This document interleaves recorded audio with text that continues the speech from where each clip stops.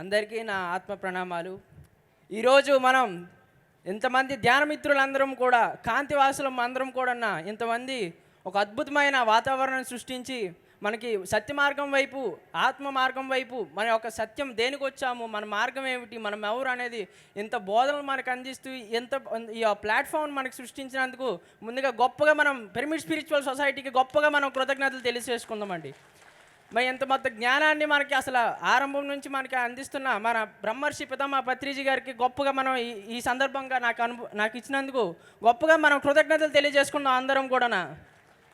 నాకు ఈ ఆపర్చునిటీస్లోకి నేను ఒక్క విషయం చెప్పాలనుకుంటున్నాను. నా వయసులో ఉన్న వాళ్ళు తల్లిదండ్రులు అందరూ కూడా చాలా ఒక సందేహంలో ఉంటారు. ఈ వయసులో పిల్లలు ధ్యానం, ఈ మార్గం, ఈ మోక్షం అని వెళ్తుంటే వాళ్ళ కెరీర్ అనేది ఎలా ఉంటుంది, వాళ్ళని కొద్దిగా భయంతో కూడి ఉంటారు. నేను ఈ ఒక్కటి చెప్పాలనుకుంటున్నానండి, చిన్న ఉదాహరణ ఇవ్వాలనుకుంటున్నాను. మనం జన్మించిన నుంచి కూడా ప్రతి ఒక్క తల్లిదండ్రులు కూడా ఏం చేస్తారండి, ప్రణాళికలు వేస్తుంటారు. అంటే జీవితంలో ఎంత బాగా ఎదగాలి, ఎంత బాగా మనం ఏ స్థాయికి వెళ్ళాలి, ఎంత గొప్పగా ఎదగాలి, మంచి కెరీర్ బాగుండాలి, హ్యాపీగా ఉండాలి లాస్ట్లోని. కానీ ఒక పాయింట్ మిస్ అయిపోతున్నారండి.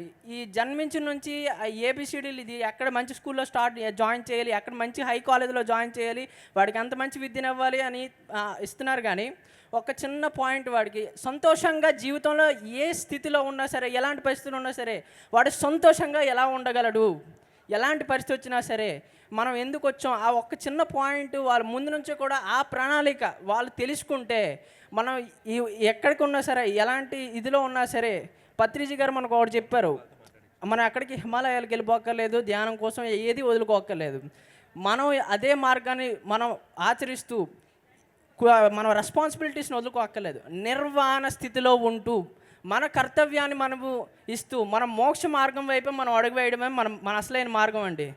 సో ఈ యొక్క ఆపర్చునిటీస్ని అందుకు అందరికీ కృతజ్ఞతలు తెలియజేస్తూ, మనం అందరం కూడా సత్య మార్గంలో నడుస్తూ మన తోటి వాళ్ళని కూడా ఆ మార్గంలోకి తీసుకురావడానికి మనం ఎంతో ప్రయత్నం చేయాలని మీ అందరికీ కూడా నేను తెలియజేసుకుంటాను. Thank you.